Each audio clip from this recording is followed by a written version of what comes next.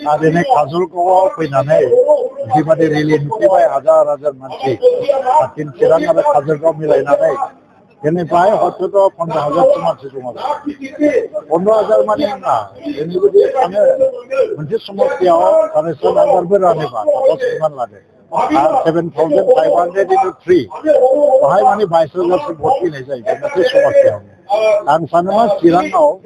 बिपिएफबो साफा बिजेपिबो गासिबो मोनसेबो देरहानो हानाय नङा बिपिएफआबो साफा जागोन चिरां डिस्ट्रिक्टआव आरो 7टा समस्तिनि गेजेराव खमसे खम 5टा सिटखौ चिरां आरो काजलगाव आरो बिजनि मिलायनानै बिपिपिएलआ मोनगोन होननानै आं सानो आरो गथै बिटिसिआव नायाब्ला आङो टंलायाव रेलि खालामदों आरो लोगोसेयैनो तामुलपुरावबो हाबदोंमोन आरो तामुलपुरावबो खालि बिपिएल हावा बाहाय मोनबा 6टा समस्ति गोलैयो बागानबारिखौ लानानै 6टानि 6टायावबो कुनु दला देरहानायनि सम्भाबना नुवाखै दा उदालगुरि डिस्ट्रिक्ट हिसाबै 10टा समस्ति दं बाहाय खमैबाबो 6टा 7टा सिट फैनायनि मोनसे सम्भाबना दा बाक्सायाव जुदि जोङो 5टासो मोनोबा आरो जुदि चिराङाव 5टा फैयोबा आरो उदालगुरियाव जुदि 7टा फैनांगौबा 15टा 17टा थांबाय क'क्राझारनिफ्राय दा जुदि माने 8टासो फैयो थ' बिदिनो जोङो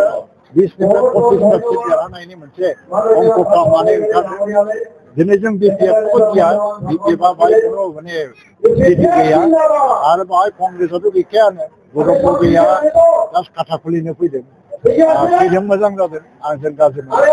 आरो बिजेपिआ दिनैनि दिनाव कुनु कारनाव बिटिसिआव गभर्नमेन्ट दानो हानाय क्षमताबो गैया भिटिबो गैया आरो गभर्नमेन्ट दानोबो ओंखाराखै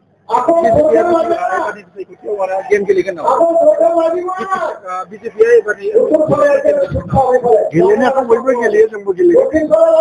बिपिएलआबो गेलेगोन जों मालाय मानो सानो मालाया गेलेयोबा बे गेमावबो जोङो देरहागोन आरो बिपिएफनि गेमा जेरावबो सोलिनाय नङा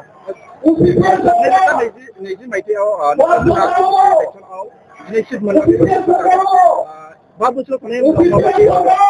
दा 12 सिटखौ 25 सिट बानायनांगौआनो जोंनि फाइट ओंखायनो जों दा बिजेपिनि एगेन्स्टआवबो फाइट खालामा